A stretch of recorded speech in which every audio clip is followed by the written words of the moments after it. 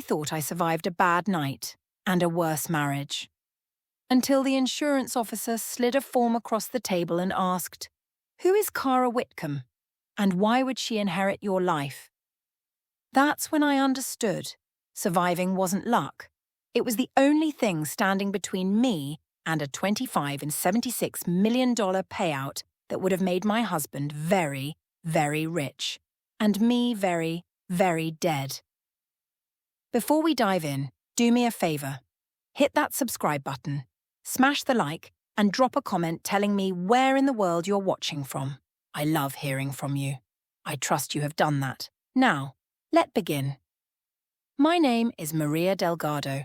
I'm 42 years old, and I built a last-mile logistics platform from 2 rattling vans into a regional network that moves 4,000 packages a day with 97.4% on-time delivery. You might think this is a story about money, about insurance fraud, about a husband who tried to cash in on my death. But it's really about how the person sleeping beside you can turn your entire life into a weapon, and how one careless mistake can bring the whole plan crashing down. When I met James Hollis 6 years ago, he was everything I thought success looked like. Tall, sharp jawline, the kind of tailored confidence that made boardrooms go quiet when he walked in. But more than his looks, James understood vision. He'd launched 3 startups, 2 exits, 1 still scaling. And when he talked about building ecosystems and market resilience, I felt like I'd finally met someone who spoke my language. I'd been grinding alone for so long, sleeping on warehouse floors during peak season, double-checking manifests at 3 a.m. James made me feel like I could finally exhale. My logistics manager, Carmen, used to joke that I'd snagged a unicorn. "He cooks, Maria. He cooks, and he knows what a P&L is. What are the odds?" She'd watch him charm our investors at company barbecues, cracking jokes with our oldest driver, Miguel, asking real questions about route optimization like he actually cared. And James would catch my eye across the yard, wink and mouth, "I see you." Then later, in our kitchen, he'd pour me wine and say, "You built something that matters. Jobs, reliability, trust. Most people spend their whole lives chasing that and never get close." He'd kiss my temple and add, "I just want to make sure it's protected." God, I was so blind. The night James brought up the life insurance, we were in our townhouse. I remember it perfectly because he'd surprised me, came home early with Thai takeout, the good kind from the place on Larimer, and he'd already set the table with candles. I thought he was going to propose some ridiculous weekend getaway I didn't have time for. Instead, he opened his laptop, turned it toward me and said, "Maria, we need to talk about something serious. We're exposed." He pulled up a presentation, not a casual conversation, an actual deck. Slides on business continuity, key person risk, investor covenants. He'd modeled scenarios. What happens if I'm incapacitated? If there's an accident? If the company loses its founder before the next funding round? "The VCs will pull the trigger on their clawback clause," he said, tapping the screen. "Your drivers lose their jobs. Carmen loses her equity. Everything you've built evaporates because we didn't plan for the worst." The way he framed it around my people, that's what hooked me.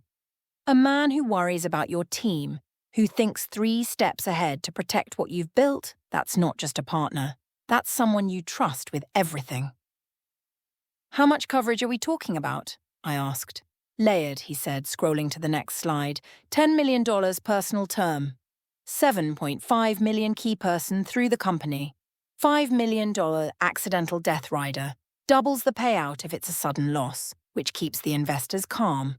And we structure a buy-sell agreement with a $3 to $6 million valuation kicker if there's a change of control." He looked up, and his voice dropped, soft and earnest. "I know it sounds like a lot, but Maria, you're the engine. If that engine stops, I need to make sure everyone you care about is covered." Looking back, I should have asked why he'd already built the model, why he had carrier names picked out, why the numbers were so precise. But when you love someone, you don't see the red flags. You see a man trying to build a fortress around your life. 2 days later, a broker named Ellison showed up at our place. Older guy, silver hair, one of those voices that made everything sound inevitable. James had coffee ready, a printed agenda on the counter, and he'd cleared his afternoon like this was the most important meeting of the quarter. "Mrs. Delgado," Ellison said, shaking my hand, "$25 and $76 million in combined coverage is substantial. The underwriting will take some time." "We've already pulled her financials," James said, sliding a folder across the table. "Clean books, no liens. The company's EBITDA supports the key person valuation." He handled everything, while I signed where Ellison pointed. There was a moment when the broker asked about beneficiaries and James said, "Standard structure. Spousal trust as primary, family trust as contingent. We'll keep it clean." But here's the thing about clean structures. They're only clean until someone decides to rewrite them in the margins. And James had been rewriting the rules from day one, adding clauses, shifting names, building a kill plan disguised as protection. I just didn't know the game had already started. And by the time I woke up on that balcony with blue lips and a neighbour screaming my name, I was 18 months behind. The compliance officer arrived 3 days after the hospital released me. No appointment, just a knock and a badge. She spread the beneficiary change form across my dining table like evidence at a crime scene. "Mrs. Delgado," she said, tapping the contingent line, "can you explain why Cara Whitcomb Advisory Group, LLC, would inherit if the spousal trust failed?" Beneath the name sat account numbers, routing codes, wire instructions typed in clean block letters. I stared at the paper. "I don't know anyone named Whitcomb." She slid a second page forward. The DocuSign audit trail. Timestamp 12:19 a.m. 22 minutes after the CO alarm went off, while I was choking on my balcony and James was supposedly asleep downstairs. My hands went cold. When James came home that evening, I held up the form. "Who's Cara?" He didn't blink. "A cousin, East Coast. I used her LLC as a placeholder until we finalized the trust paperwork." He kissed my forehead. "Compliance is just being thorough." "I have no cousins named Whitcomb. Neither does he." "You've been through hell," he said, grabbing his keys. "Let's take a drive tomorrow. Clear your head. The canyon route, you love that one." The next afternoon, halfway down the winding grade toward the river, I touched the brake. The pedals sank to the floor like a stone through water. The semi in my mirror swelled, horn blaring. Instinct took over. I downshifted, rode the rumble strip, aimed for the gravel runoff. The car fishtailed, screamed against the guardrail and stopped in a cloud of white airbag dust. I sat there shaking, tasting chalk. The mechanic found me an hour later, still in the driver's seat. He crouched by the rear wheel, ran his finger along the brake line and stood slowly.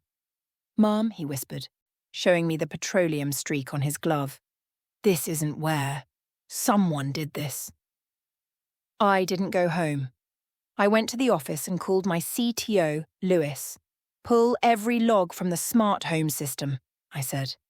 "Every scene, every schedule, everything." 2 hours later, Lewis showed me his screen.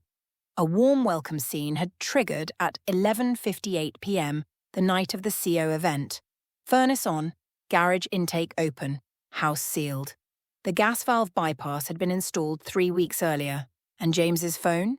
It left our geofence at 11:56 p.m. "Who did the install?" I asked. Lewis pulled the work order. "Archer Doyle, Home Services LLC." He scrolled further. "He got paid the same day your key person policy was approved, and again when the accidental death rider cleared underwriting." My corporate counsel called that afternoon. "Maria, someone amended your buy-sell agreement. If you're incapacitated, James becomes acting chair. He can call the valuation, replace officers, sell the company." She paused. "The notary's commission expired 6 months before the signature date." Then my doctor. "Your INR is elevated. No prescriptions on file, but we found coumarin analogues, blood thinners. There's a subscription for an herbal supplement, billed to James's card." I sat in my office as the pieces locked together. The insurance subpoenas came next. Consulting payments to Whitcomb Advisory Group matched every policy approval date. The beneficiary forms and wire instructions had been prepared on James's laptop. All of it. I didn't confront him. I copied drives, flagged every policy with the fraud unit, and scheduled a second meeting without telling James. That night, Lewis called. "Maria, we recovered an auto-saved email draft from James's cloud." He read it aloud. Post-event steps. 1. Call investors. 2. Trigger buy-sell. 3. Move money, Kara's LLC first.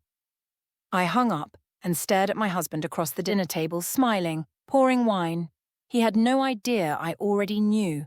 The moment replays in slow motion.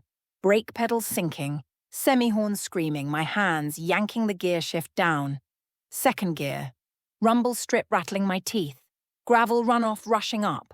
The guardrail kissed my fender with a shriek of metal, and then the world went white, airbag powder filling the cabin like dry chalk.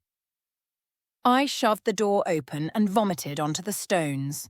The EMT crouched by my rear wheel, fingers tracing the brake line. "Micro-punctures," he said into his radio. "Deliberate." That was 4 days ago. Now, in my boardroom, the insurance fraud unit laid it out like an autopsy.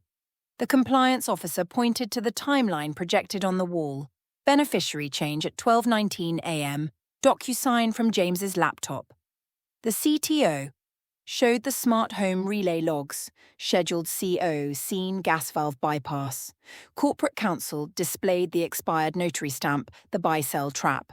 Bank subpoenas revealed payments to Whitcomb Advisory synced to every policy approval. James sat across from me, jaw tight. "This is overcautious planning taken out of context."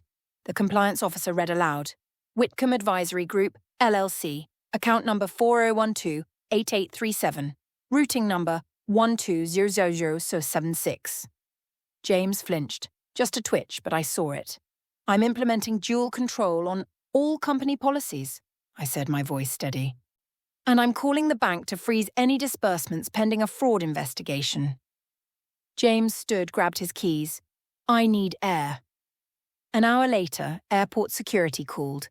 They'd stopped him at a private terminal, passports, $48,000 in mixed currency, and a thumb drive in his carry-on. The PA crackled overhead in that lounge. Departure to Grand Cayman delayed. 2 detectives stepped through the door.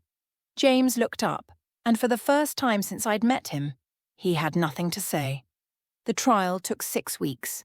The prosecutor laid it out piece by piece. Surveillance footage, DocuSign audit trails, the expired notary stamp on the buy-sell amendment, burner payments to Archer Doyle. They found a forged advance directive in my desk, my signature, wrong watermark, DNR box checked. James had ordered the stationery after hours from a print shop 2 blocks from Kara's condo. Intent. Preparation. Attempt. The jury took 4 hours. Guilty on all counts. Attempted murder, conspiracy, insurance fraud. 35 years. I didn't stay for sentencing. I had a company to rebuild. The next morning I stood in front of my team and investors and told them everything. No spin, no lawyer-scrubbed version. Just the truth.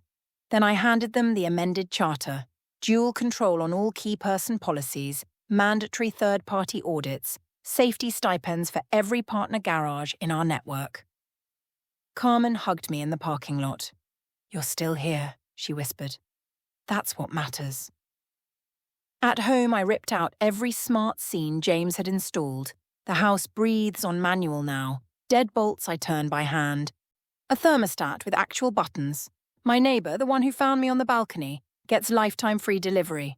The mechanic who spotted the punctures, his shop is now our preferred vendor. 2 months later, the insurer sent me a training deck. Slide 14.